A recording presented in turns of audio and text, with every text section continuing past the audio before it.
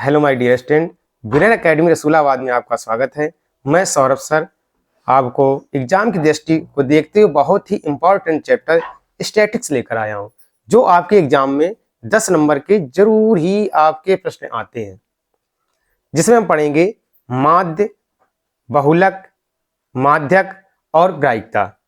तो सबसे पहले हम पढ़ेंगे माध्य। क्या पढ़ेंगे? माध्य। देखो बेटा, माध्य या समांतर माध्य या औसत एक ही बात है। अगर पेपर में आ जाए माध्य ज्ञात कीजिए, समांतर माध्य ज्ञात कीजिए या फिर औसत ज्ञात कीजिए, आप सभी के लिए एक ही यहाँ पे एक ही चीज है, ये कोई अलग नहीं है। तो समांतर या समांतर माध्य, माध्य या औसत निकालने के लिए फॉर्मूला सिंपल सा है, प्रेक्षणों का योग बटे प्रेक्षणों की संख्या। जैसे एक सवाल देख रहे हैं हम, दिया गया है 1 से 10 तक की धनात्मक सम संख्याओं का समांतर माध्य ज्ञात कीजिए। इसका समांतर माध्य क्या होगा? तो देखते हैं 1 से 10 तक की सम संख्या कौन कौन सी आती हैं। देखो, सम संख्या उन्हें कहते हैं जिसमें 2 का भाग चला जाए। तो सबसे पहली संख्या कौन है? 2 है, 4 है, 6 है, 8 है और 10 है। तो समांतर माध्य बराबर क्या होता है? प्रेक्षणों का योग। तो प्रेक्षण हमारे कौन कौन है? 2, 4, 6, 8 और 10। इन सबको जोड़ेंगे, 2, 4, 6, 6, 12, 8, 20, 10, 30। तो योग कितना आया? 30 बटे प्रेक्षणों की क्या होती है? संख्या। तो यहाँ प्रेक्षण कितने हैं? 1, 2, 3, 4, 5। 5 का भाग कर देंगे तो समांतर माध्य हमारा कितना निकला है बेटा? 6। ऐसे ही प्रश्न नंबर इसका देखो, दूसरा देख रहे हैं। बोला गया 5, 10, 15, R 20 तथा 35 और 40 का समांतर माध्य 21 हो। यहाँ आपको समांतर माध्य दिया गया, कितना दिया गया है? 21। तो R का मान ज्ञात कीजिए। देखो, पेपर में आपको R का मान या फिर X का मान अलग कुछ दे सकता है, R भी दे सकता है या X, Y कुछ भी दे सकता है। तो बेटा याद होना चाहिए, समांतर माध्य बराबर क्या होता है? प्रेक्षणों का योग बटे प्रेक्षणों की संख्या। तो हमें प्रेक्षण यहाँ कौन कौन से दिए गए हैं?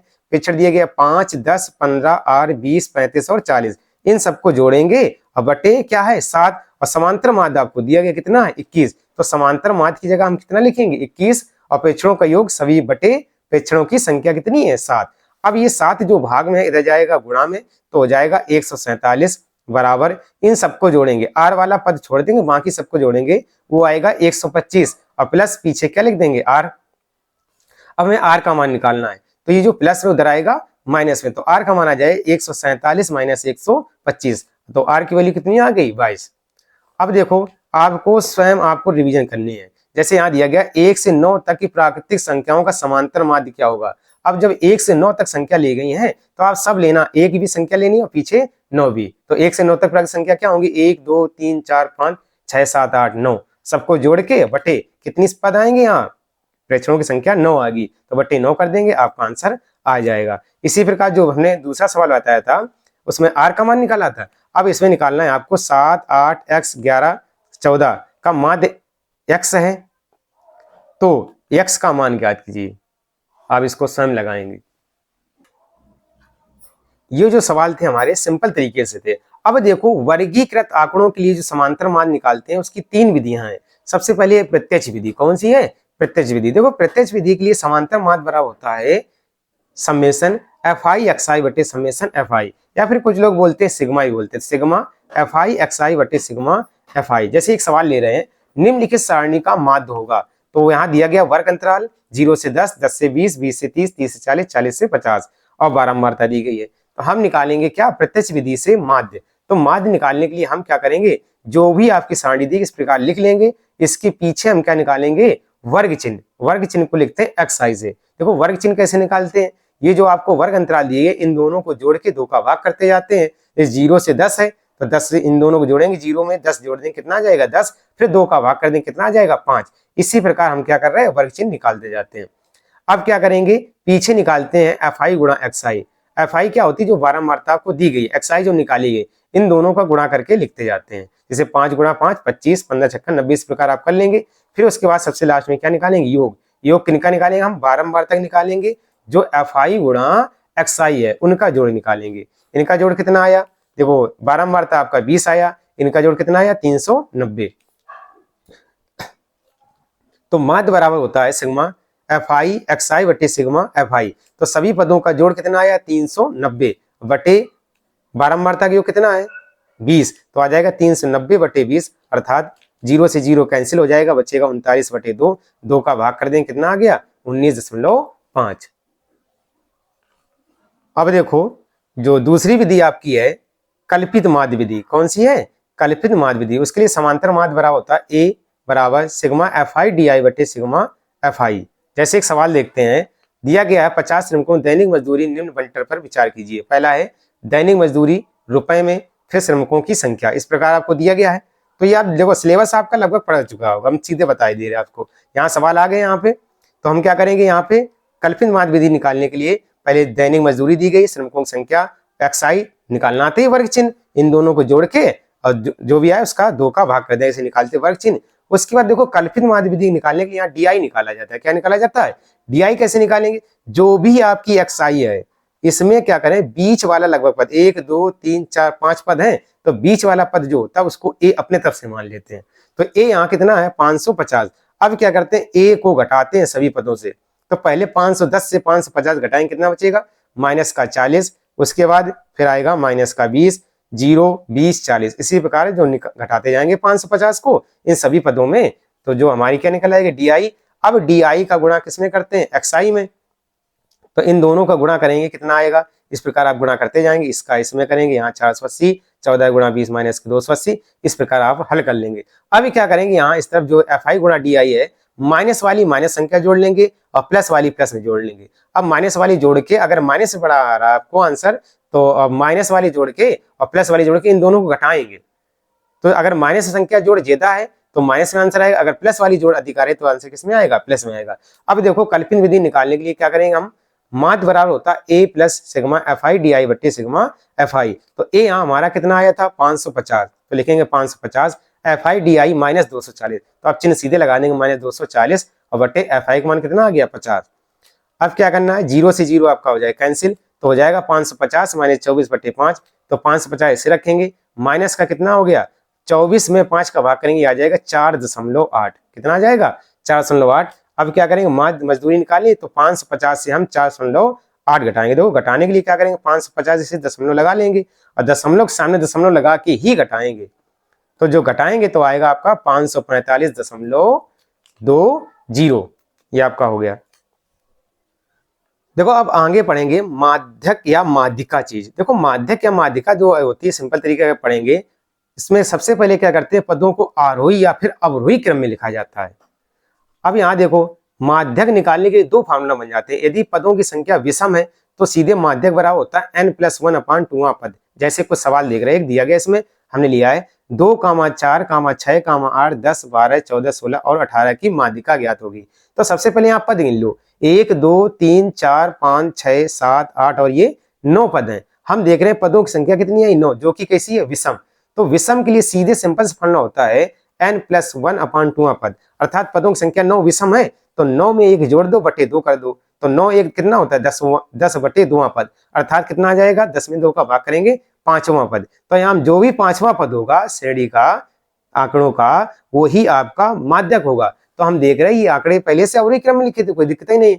तो इसमें क्या करेंगे, 1 2 3 4 5, तो 5वां पद कितना है? 10, तो हमारा माध्यक निकल आया, कितना निकल आया? 10। अब देखते हैं यदि पदों की संख्या कैसी हो? विषम हो, तो विषम के लिए माध्यक बराबर होता है n/2 पद प्लस उसका अगला वाला पद ले लेंगे। जैसे यहाँ सवाल देख रहे हैं, समझिए 2, 5, 10, 0, 9, 15, 7, 4 की माध्यिका होगी। तो यहाँ हम देख रहे हैं पदों की संख्या कितनी है? 1 2 3 4 5 6 7 8, पदों की संख्या कितनी? 8, जो कि कैसी है? सम है। तो सम के लिए फॉर्मूला होता है, जितना भी आए सबसे पहले इनको आंकड़ों को आरोही क्रम लिखेंगे। जब आरोही क्रम लिखेंगे आएगा 0 2 4 5 7 9 12 और 15।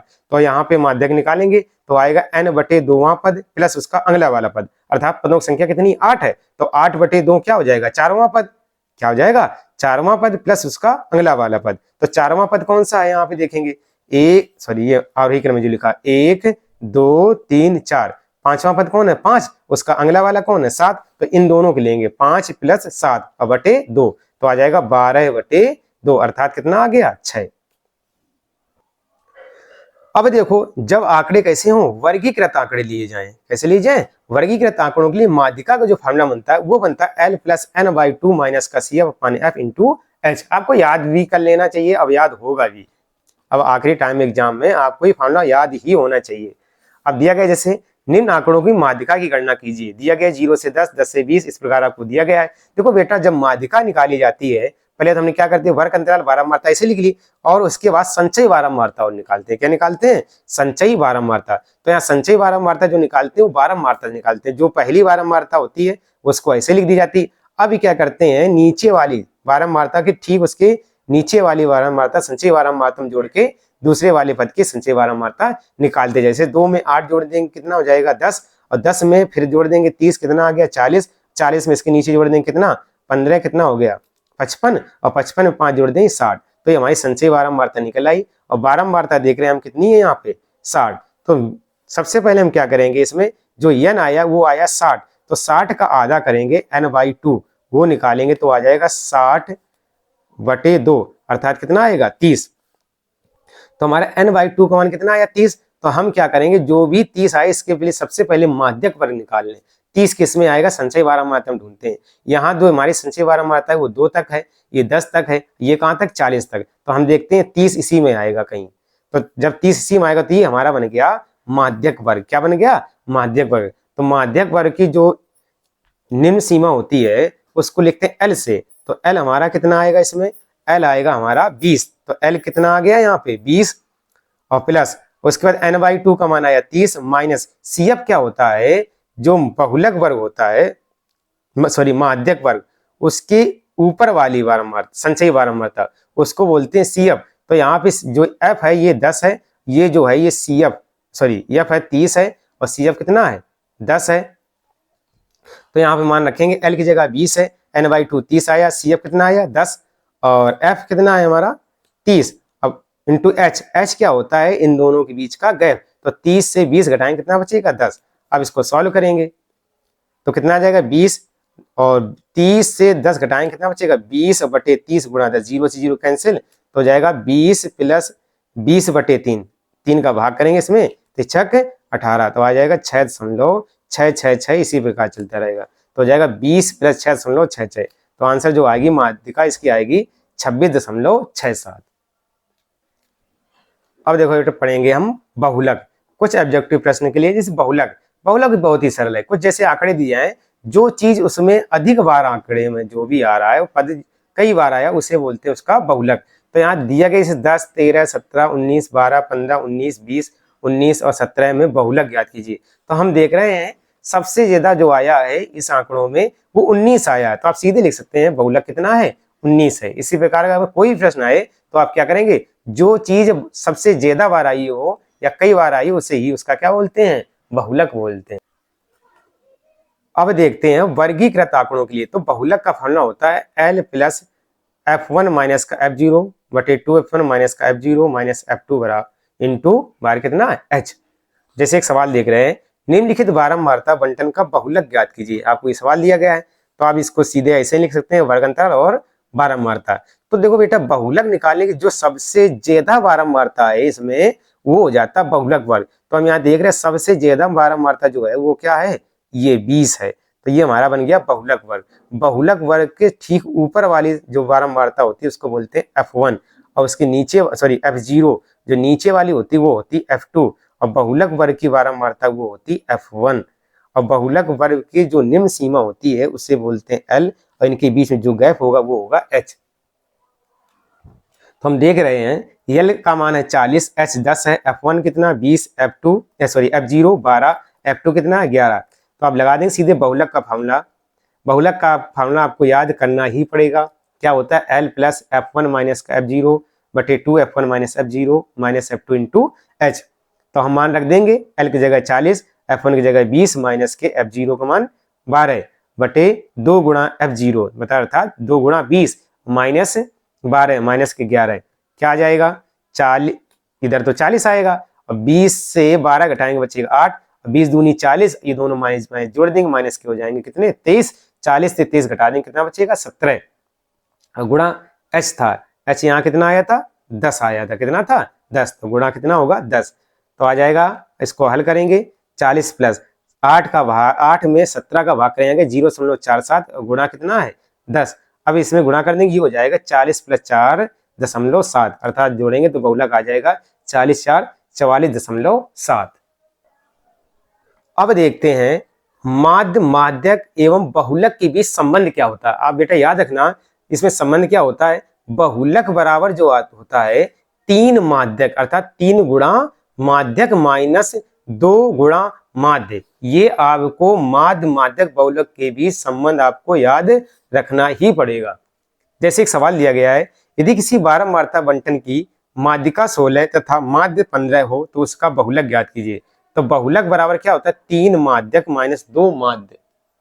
तो फॉर्मूला लगेगा 3 गुणा 16 माइनस 2 गुणा 15, तो हो जाएगा 48 माइनस 30 आ जाएगा 18।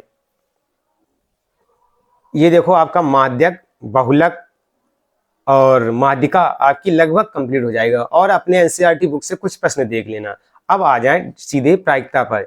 किसी घटना की प्रायिकता क्या होती है, जो प्रायिकता होती है उसमें क्या होता है, जो भी परिणाम दिए गए अनुकूल परिणामों की संख्या बटे प्रयोग में जितने भी परिणाम हो सकते हैं उनकी परिणामों की संख्या होती है। और बेटा याद रखना, किसी घटना की होने की प्रायिकता और उस घटना की ना होने की प्रायिकता का योग हमेशा कितना होता है, 1 आता है। या फिर किसी घटना में जितनी भी संभावित घटनाएं हैं उन सबकी घटनाओं की प्रायिकता का अगर जोड़ निकाला जाए तो उन सबका मान कितना आएगा, 1 आएगा, याद रखना।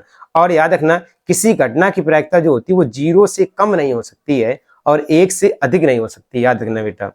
और यदि किसी भी घटना की प्रायिकता 0 होती है वो होती है असंभव घटना। कैसी होती है, असंभव घटना, वो घटना नहीं हो सकती है। और जिसकी प्रायिकता 1 होती है वो होती निश्चित घटना होती है। कैसी होती है बेटा, निश्चित घटना, वो आप याद रखना।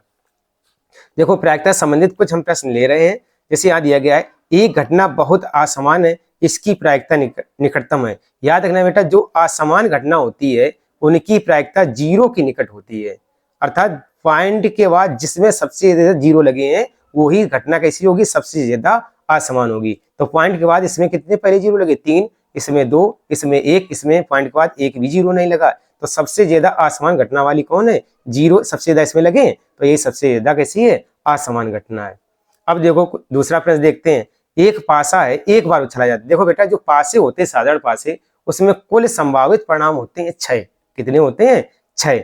तो उसमें पूछा गया एक जो पासा है उछालने पर अभाज्य संख्या। तो हम देखते हैं पासे में कुल परिणाम होते हैं 6 और उसमें अभाज्य संख्या कौन है, अभाज्य संख्या उन्हें कहते हैं जो किसी के पाड़े में ना आए। तो जैसे 2 है, 3 है और 5 है, तो अभाज्य संख्या कितनी हो गई, 3। तो प्रायिकता क्या होगी, जो होते हैं अनुकूल परिणाम कितने, 1, 2, 3, तो ऊपर 3 लिखेंगे और कुल परिणाम कितने, 6, तो बटे 6, अर्थात कितना आ जाएगा, 1/2। अब देखो यहाँ पे एक अगला सवाल लेके आए हैं, एक लीफ वर्ष में 53 रविवार होने की प्रायिकता। देखो बेटा, एक लीफ वर्ष जो होते हैं उसमें होते हैं 366 दिन। कितने होते हैं, 366 दिन होते हैं। अगर 366 में हम 7 का भाग करेंगे 366 में, तो 52 का 12 में तो पूरा 52 चला जाएगा। उसमें जो शेष बचेगा वो 2 दिन बचेंगे। कितने बचेंगे, 2। तो अर्थात एक साल में 52 तो रविवार आने ही है। अब बचा कौन, 53 रविवार। तो वहां पे अतिरिक्त दिन कितने बचे, 2। तो एक आखिरी वाले जो दिन है उसमें 2 दिन में, कोई भी 7 दिन में 2 दिन क्या हो सकते हैं, रविवार। तो इसकी प्रायिकता क्या है, 2/7। तो अतिरिक्त दिन कितने हैं, 2, और सप्ताह में दिन कितने होते हैं, 7। तो प्रायिकता क्या हो जाएगी, 2/7। अब आगे देखो, दिया गया है एक पासे को 2 बार फेंका जाता है, इसकी क्या प्रायिकता है कि 5 कम से कम 1 बार आए। अब देखो बेटा, जब पासे को 2 बार फेंका जाता है तो कुल परिणाम हो जाते हैं 6 गुणा 6 36 हो जाते हैं। अब देखो उस पासे में कम से कम 5 एक बार आने की विधियां कौन कौन सी हैं, ये आपको विधियां दी, 1, 5 इस प्रकार की जो होती हैं उसमें 11 विधियां हैं किसमें, जिसमें कम से कम 5 एक बार आया। तो कितनी विधियां हैं, 11 है। तो प्रायिकता हो जाएगी 11 और कुल परिणाम कितने, 36। तो 11/36।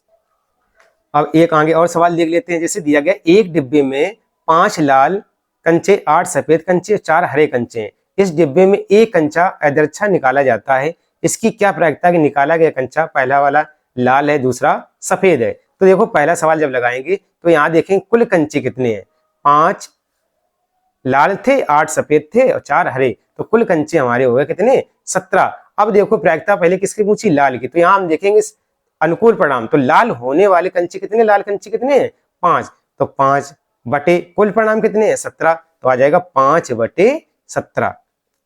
इसी प्रकार सफेद कंचे, तो सफेद कंचे हम देख रहे हैं यहाँ कितने हैं, 8 हैं और कुल कंचे कितने हैं? 17 हैं, तो आपका हो जाएगा 8, 17।